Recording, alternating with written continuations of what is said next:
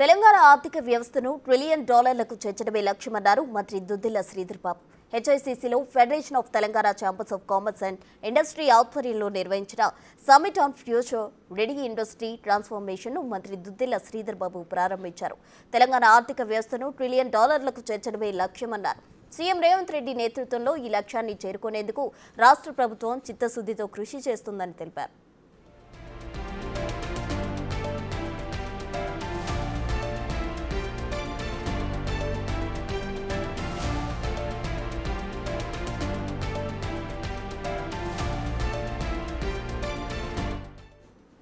ఇతర రాష్ట్రాలకు దీటుగా తెలంగాణ అన్ని రంగాల్లోనూ అభివృద్ధిలో దూసుకుపోతుందన్నారు.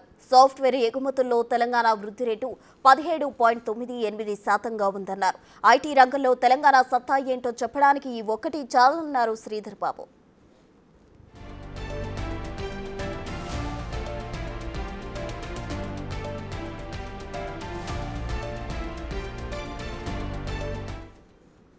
ఏఐ యుగంలోనూ పాత ఆలోచనలతో సాంప్రదాయబద్ధంగా ముందుకెళ్తే మన మనుగడే ప్రశ్నార్థకంగా మారుతుందని, అందుకని పారిశ్రామికవేత్తలు కొత్తగా ఆలోచించాలన్నారు.